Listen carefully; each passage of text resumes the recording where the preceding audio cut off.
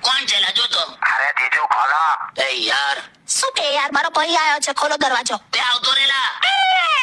કેમ છે દીદી?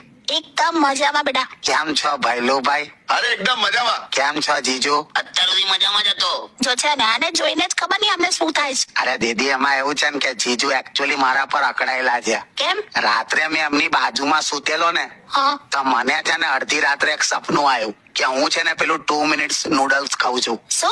પેલી 2 મિનિટ્સમાં નૂડલ્સ આવે ને, નૂડલ્સ. હા. તે મેં આમ નૂડલ્સ ખાઉં છું એવું મને સપનું આવ્યું. તો મેં એકદમ આમ ચપ ચપ ચપ ચપ ચપ ચાવા માંડ્યો. એમાં મારા ઇયરફોન ચાવી ગયો. શું વાત કરો છો? તારે સોરી જીજુ, મને ઊંઘમાં ખ્યાલ ના આવ્યો યાર. કમ આવ્યો કમ તું એ કહી દે પેલા. તમે જે મને લાઇટ બિલ ભરવાના જે પૈસા આપ્યા હતા ને, હા એ પૈસા મેં ના ભર્યા અને મેં મોટું ઝુમ્મર ખરીદી લીધું લાઇટો વાળું, આમ તમને ગિફ્ટ આપવા. અલા યાર. વાહ બેટા વાહ. અરે હું વાહ, તે બિલ ના ભર્યું. તઈ પેલા લોકો લાઈટ નું મીટર જ કાપી જશે તો ઝુમ્મર કઈ લટકાઈને ફરીશ?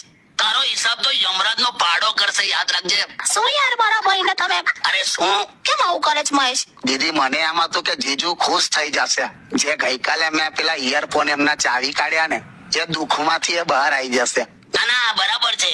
જીવનમાં એક કારણ મેં કાઢી લીધું છે કે શું કાકા? કે સુખ છે ને, સુખ એ દુઃખ ની દવા નથી. નવું દુઃખ એ જૂના દુઃખ ની દવા છે.